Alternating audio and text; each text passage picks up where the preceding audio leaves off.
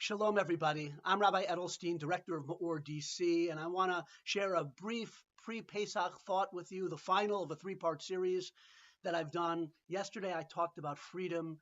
The essence of the holiday of Pesach is freedom. It's known as Zman Cherusenu, the time of our freedom. And we explained yesterday that it doesn't just mean physical freedom. Yes, there was an ancient physical slavery and bondage that God redeemed us from. That's very important.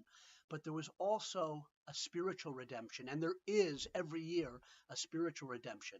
Back then, God took us out of a polytheistic, idolatrous, pagan society, Mitzrayim, Egypt, where we had been very influenced by those ideas and where we had fallen away in spirit from our ancestral faith. But God took us out and brought us near to his service. That's the language of the Haggadah.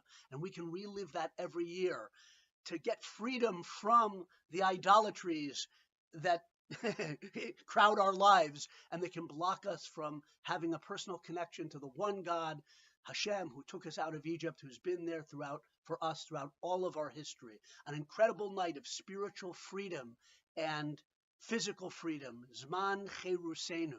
It's a very interesting thing. Have you ever thought about it? It's the night celebrating our freedom, but we have more rules and laws than any other night of the Jewish year. What to eat, what to drink, how to do it, and how much time. Is that a contradiction to freedom? No. There are many answers to that. We've talked about it before. On one sense, of course, we freely choose to follow these beautiful laws and observances. But in an even deeper level, these laws, these mitzvot, these commandments are the essence of freedom. They free us from the constraints of a natural life. They elevate us to a connection to the eternal. The laws themselves, the mitzvot themselves, are the essence of the freedom of Passover. You know, we talk in the Passover Seder not just about leaving Egypt. The beautiful song Dayenu, about gratitude. Maybe that's the main word or the emotion of the night, gratitude, thanking God for every kindness he's done. But Dayenu doesn't just stop with the leaving of Egypt. It talks about going to Mount Sinai and receiving the Torah and eventually going into the land and building the temple. The freedom we gained in Egypt and Mitzrayim was part of a continuum.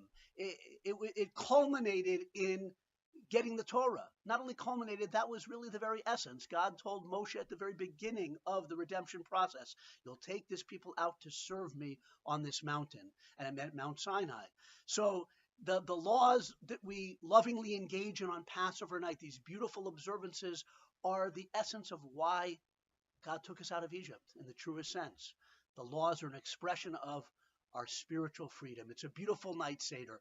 It spans all time. It goes all the way back to Abraham, and it goes all the way to the Messianic redemption. Where does that come in? We pour a fifth cup for Eliyahu Hanavi. What's he doing there?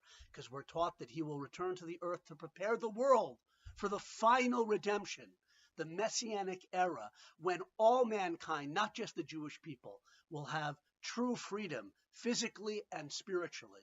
It's an incredible night. So many good things to thank God for. I feel grateful to be part of MEOR, to be able to communicate Torah ideas with you, with the wonderful students in DC. It's my wish, I speak for my wife and all of us at MEOR DC, that you have a wonderful, uplifting, enlightening, special Passover of strengthening faith in you, in your children, in your friends, for all of Klal Yisrael, the Jewish people. Chag Sameach.